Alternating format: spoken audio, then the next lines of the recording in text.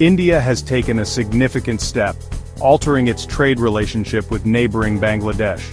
New import restrictions target a range of Bangladeshi goods, particularly impacting the flow of products through key land transit points in India's northeastern states. This move marks a departure from previous trade practices, introducing an element of uncertainty into the economic partnership between the two South Asian nations. The decision has sparked considerable debate, with proponents highlighting its potential to boost domestic industries and address trade imbalances. Critics, however, express concerns about potential economic repercussions and the further straining of already delicate bilateral relations. The new restrictions encompass a specific list of consumer goods originating from Bangladesh.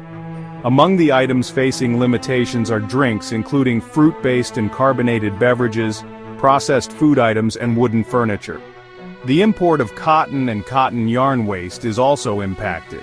These restrictions primarily target the flow of goods through land transit points connecting Bangladesh to India's northeastern states. Key entry points affected include land customs stations and integrated checkposts in Assam, Meghalaya, Tripura, and Mizoram. The specific selection of items and targeted entry points suggests a strategic approach by Indian authorities. The immediate impact is undeniable, prompting businesses on both sides to adapt to the changing trade landscape. The recent trade restrictions imposed by India on Bangladeshi goods cannot be viewed in isolation. They are unfolding against a backdrop of heightened political tensions between the two neighbors. The relationship between India and Bangladesh has been strained since the ousting of Bangladeshi Prime Minister Sheikh Hasina in August 2024.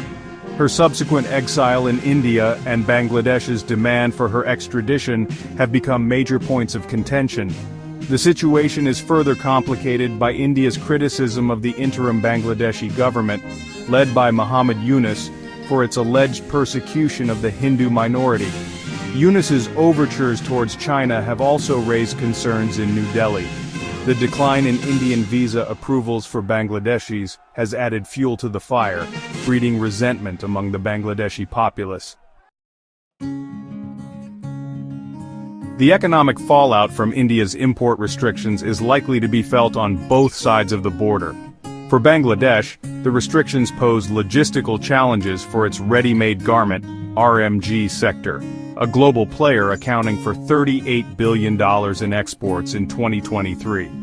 Approximately 93% of Bangladesh's $700 million annual RMG exports to India previously entered through land ports, making the new regulations a significant hurdle.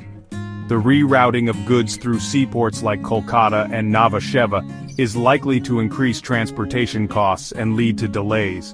On the other hand, Indian clothing manufacturers, particularly those in the northeastern states, stand to gain from these restrictions. They have long lobbied for protection from cheaper Bangladeshi imports, arguing that an uneven playing field was hurting their businesses. The restrictions, they believe, will create a more favorable environment for their growth and contribute to job creation within India.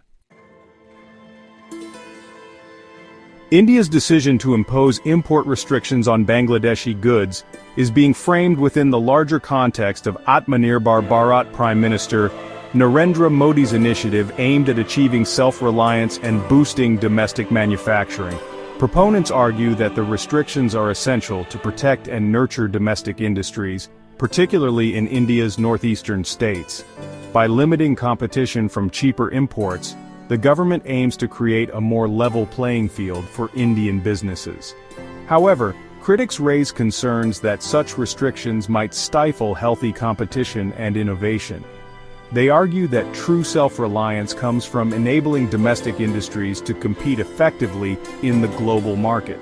Furthermore, the restrictions could have unintended consequences for consumers, potentially leading to price increases and impacting household budgets.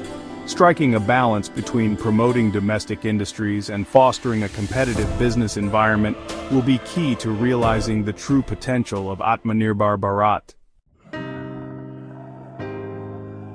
The import restrictions imposed by India have understandably raised concerns in Bangladesh, particularly for the crucial, ready-made garment sector. The Bangladeshi business community has expressed anxieties about the potential disruption to supply chains and increased costs associated with rerouting exports through seaports.